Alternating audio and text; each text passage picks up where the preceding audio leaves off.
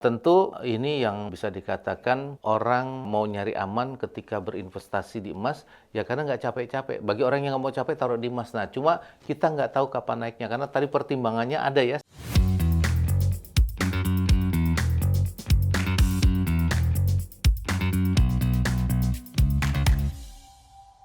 Halo teman HR, kembali lagi bersama saya Haryajit Ramlan di HR. Tapi kali ini saya akan membahas tentang investasi emas. Pasti banyak kan teman HR yang sedang juga berinvestasi di emas. Tapi teman HR tahu nggak sih kalau ternyata investasi emas ini tidak masuk dalam radar investasinya Warren Buffett. Kenapa sih Warren Buffett tidak investasi emas? Ya, kita tahu bahwa Warren Buffett investasi di saham banyak sekali dan menjadi orang terkaya dari pasar saham. Tapi kenapa tidak berinvestasi emas? Padahal ini tentu sangat menguntungkan ya. Dan kita tahu bahwa emas ini ada yang diperdagangkan secara digital ya, misalnya sebagai bursa komoditi ya, ada gold ya, atau dalam bentuk fisik ya. Dalam bentuk fisik itu bisa dalam bentuk koin atau dalam bentuk logam, atau juga emas-emasan yang dipakai oleh terutama kaum hawa ya, yang menggunakan emas-emasan ya.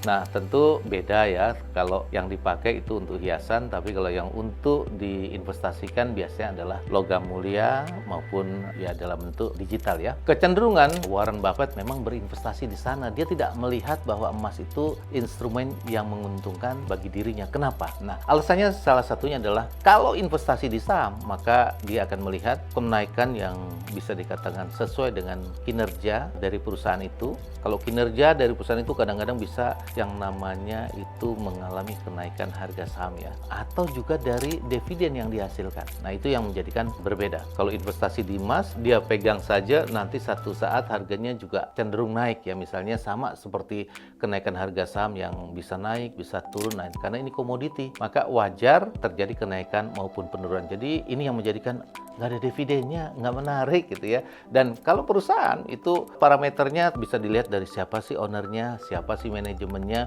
terus projectnya apa atau produknya seperti apa, salesnya bagaimana. Itu Pak Warren Buffett senang melihat gitu, karena parameter untuk dianalisa banyak. Sementara kalau emas beli tidur diam, nah safe haven banget ya, ini nggak menarik bagi dia. Nah, itu kenapa emas dianggap satu hal yang ini diam aja investasi tidur, kayak sayang, saya punya otak nggak banyak dipakai berpikir, lebih baik saya berpikir dan akhirnya bisa memilih saham karena Pak produktif. Emas dianggap tidak produktif ya. Kemudian apa saja ya kira-kira yang menyebabkan harga emas itu bisa naik turun? Tadi saya singgung ya bahwa emas ini adalah instrumen juga investasi, juga komoditi, juga fisik ya, yang tadi saya bilang dari logam mulia dalam bentuk batangan maupun kepingan. Nah, ini yang kita lihat semua bisa saja itu naik dan turun karena memang ada harganya. Harganya itu diperdagangkan ya, diperdagangkan yang bisa dikatakan melihatnya sama seperti saham, ada chartnya ya, harga gold saat ini berapa. Nah, seperti itu. Kalau bicara naik turun emas itu tentu disebabkan banyak faktor. Salah satunya bisa saja atas harga komoditi yang bergejolak ya. Gejolak komoditi kenapa? Misalnya ada geopolitical yang terjadi peperangan, gejolak ini geopolitical akan berpengaruh. Kemudian juga ketidakpastian global, misalnya peran perekonomian global yang lagi turun kurang bagus seperti pandemi kemarin ya, itu juga menjadikan emas bisa mengalami gejolak. Tentu ini yang bisa dikatakan orang mau nyari aman ketika berinvestasi di emas, ya karena nggak capek-capek. Bagi orang yang nggak mau capek, taruh di emas. Nah, cuma kita nggak tahu kapan naiknya, karena tadi pertimbangannya ada ya. Kemudian apakah yang namanya emas itu pasti naik terus? Ya nggak juga ya. Kan tadi saya bilang ini komoditi.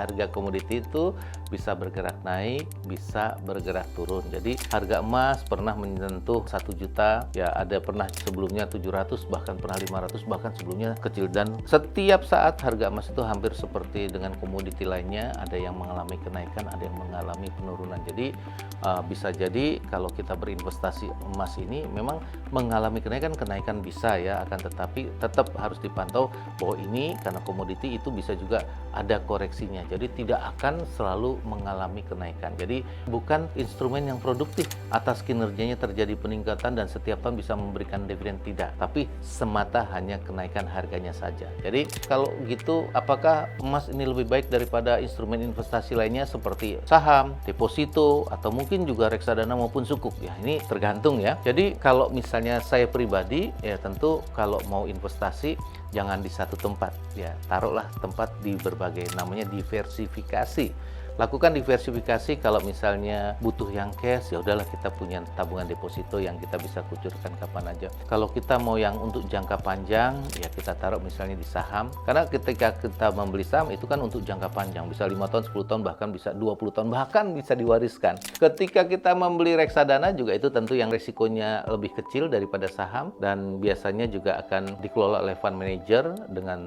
diversifikasi yang bagus, sehingga ketika dikelola tentu hasilnya juga bagus. Akan tetapi di sini ada komponen biaya. Atau mau lagi yang lebih rendah lagi ya, yang pasti-pasti aja, misalnya yang namanya obligasi. Nah itu kembali lagi kepada kita semua, bahwa kita mau investasi di mana tergantung risk profile kita. Ya kalau kita banyak dana, ya kita bisa tempatkan diversifikasi ke berbagai tempat. Tapi kalau misalnya kita dananya terbatas, nggak apa-apa. Kita belajar, misalnya kita beli yang berapa gram dulu, kita tabung. Kan ada tuh ya di dalam logam emas batangan itu ya, yang bentuknya kecil-kecil gitu, yang misalnya 1 gram, 5 gram, 10 gram. Ya coba kita cicil untuk mengetahui bagaimana perkembangan emas ini menarik atau tidak. Dan kita tentu juga harus masuk ke instrumen yang lain, seperti kita belajar ke reksadana atau nempatin di obligasi, atau mungkin lari ke saham. Nah ini kita bisa compare, karena dengan belajar ini kita akan lebih tahu, dan kira-kira kita bisa mengamati, oh ternyata perbedaannya di sini. Karena kalau kita tidak tahu, kita ya cuma ngeraba aja, maka risk profile itu menjadi bagian yang penting ya.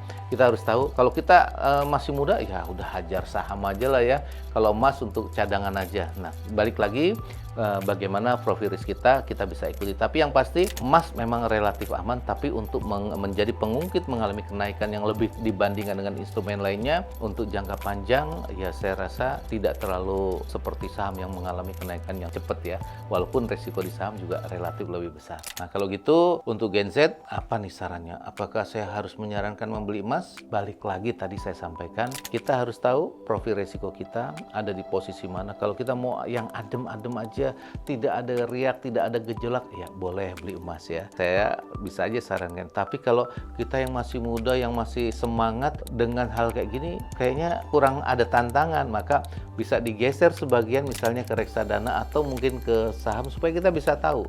Dengan perbandingan itu kita akan tahu kira-kira return yang kita terima dalam 1 tahun berapa, 2 tahun berapa, bahkan sampai panjang. Walaupun di saham tidak selalu untung. Bahkan di tahun-tahun ini kita tahu ya, pendapatan investasi di saham itu relatif tidak terlalu besar ya, dibandingkan dengan misalnya instrumen yang lain ya. Tapi kita lihat di Indonesia khususnya ya, di Indonesia saat ini memang tidak hanya di saham, tapi di instrumen investasi lainnya seperti properti juga lagi turun. Yang safe haven seperti emas ya memang agak lumayan ya returnnya. Nah mungkin kondisi kita selain tadi risk profile, lihat kondisinya. Kondisinya kalau yang riaknya, gejolaknya masih tinggi ya, volatile-nya masih tinggi, kita kayaknya ya boleh ya masukin ke sana. Sampai wait and see, suatu saat udah bagus, baru kita lari ke instrumen yang lebih menguntungkan.